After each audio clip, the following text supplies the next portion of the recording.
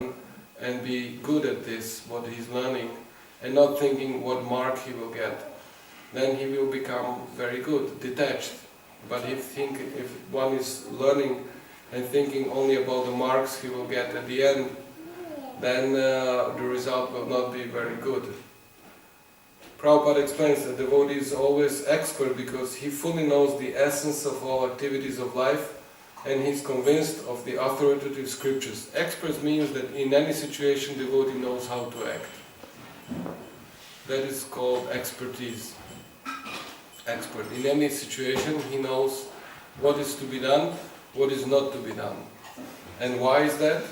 Prabhupada explains, because he is convinced of the authoritative scriptures, and that means he has knowledge.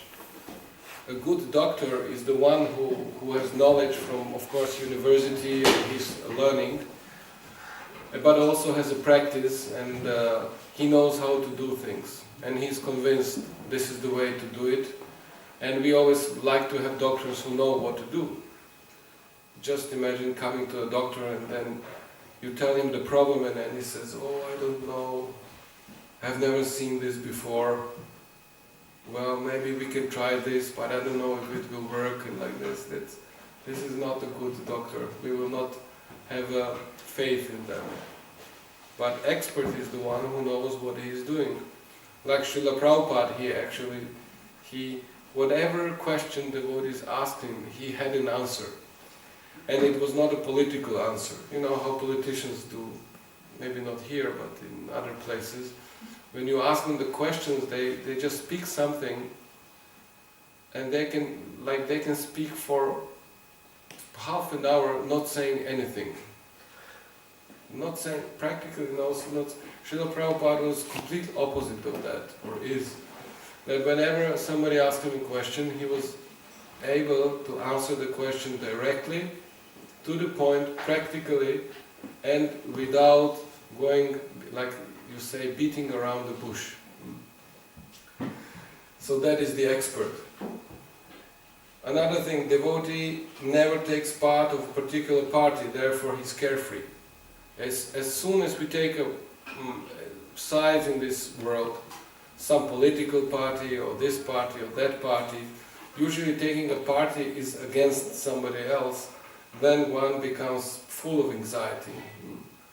Because as soon as we decide to fight against somebody else for some goals in the world, for any reason, who is right, who is wrong, then we become full of anxiety because of that.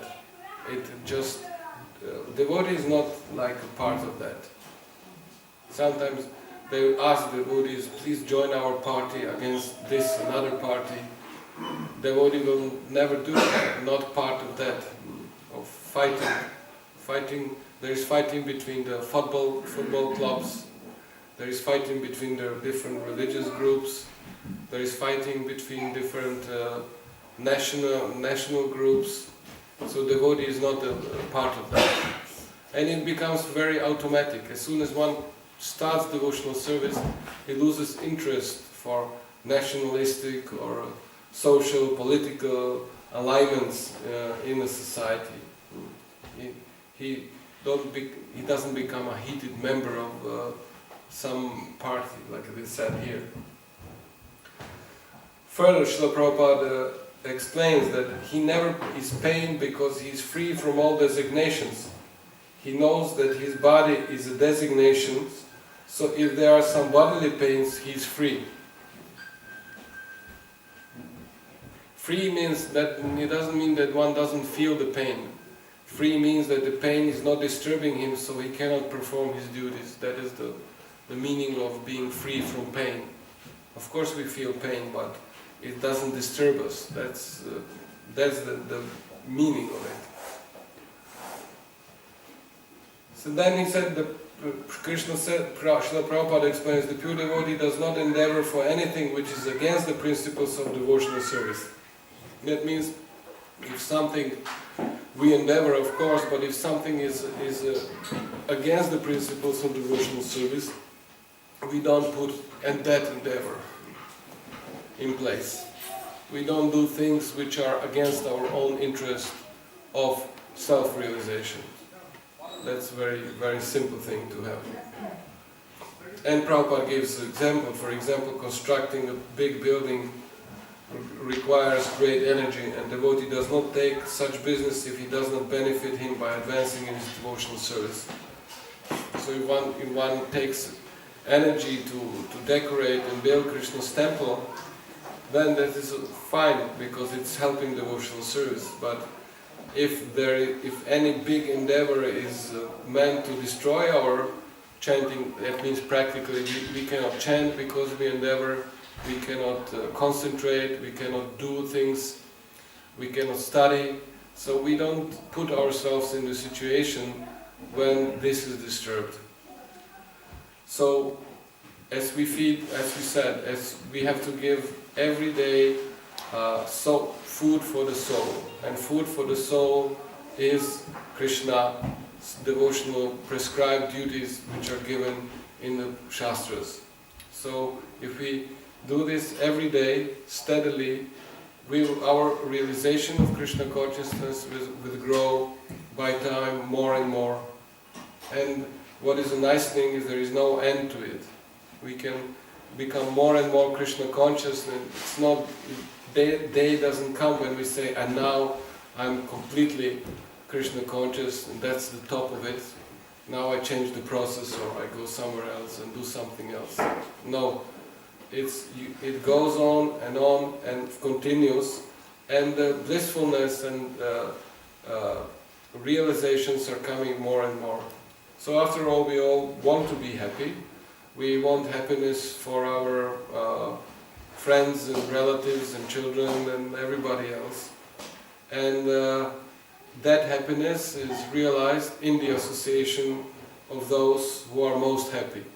And that is Krishna and his devotees. And so, if we want happiness for our nation, family and society, so let us bring them all into Krishna consciousness environment, and bring more and more people to the temple.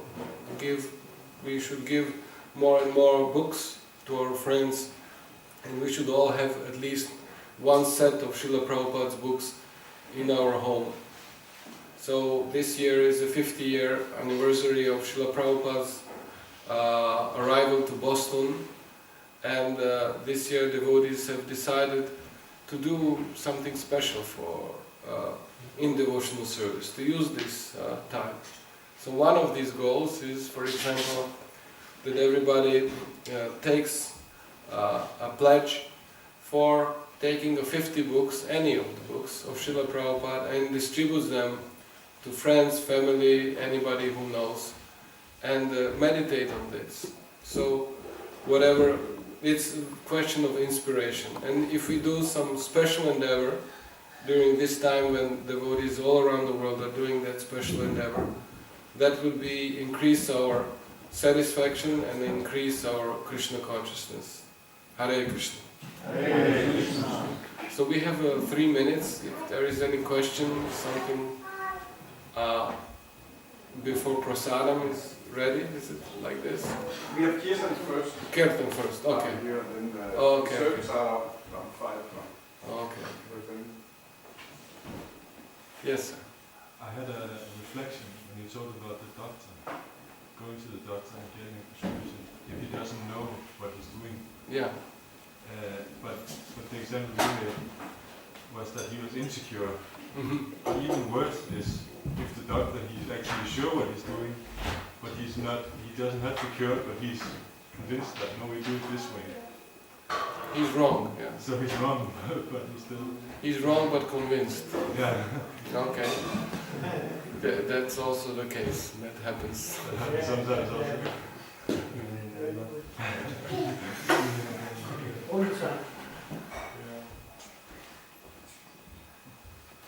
I was thinking of doctors because just recently I met a couple of doctors. So we were discussing Krishna consciousness, and we were giving the parallel of Krishna consciousness to the medical university, because being a doctor is a serious serious thing, because the people give your lives at your hands, or their health.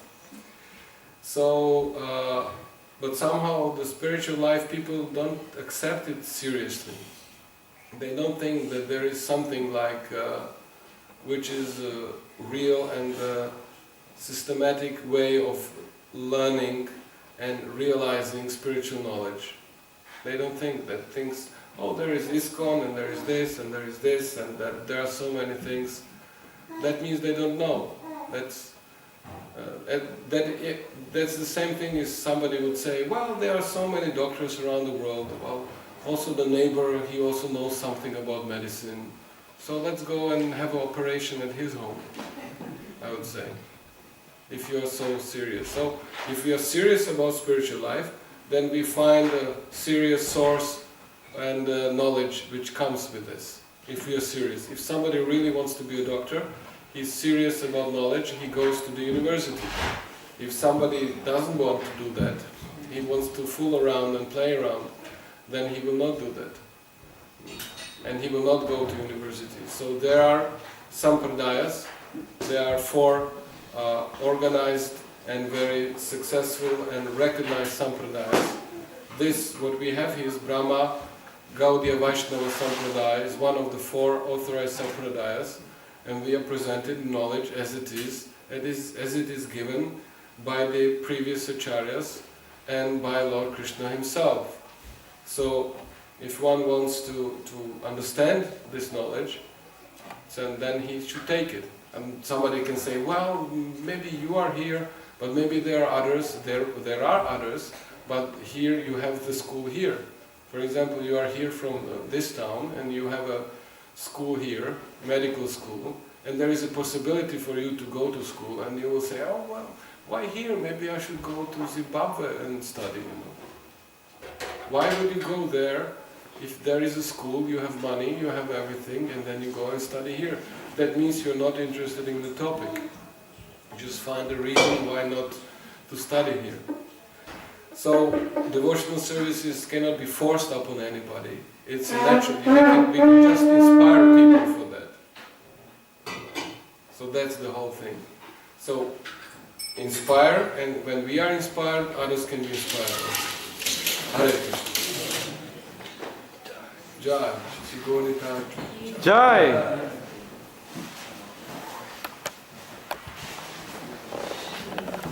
Okay, thank you very much. Hare Krishna. Hare Krishna.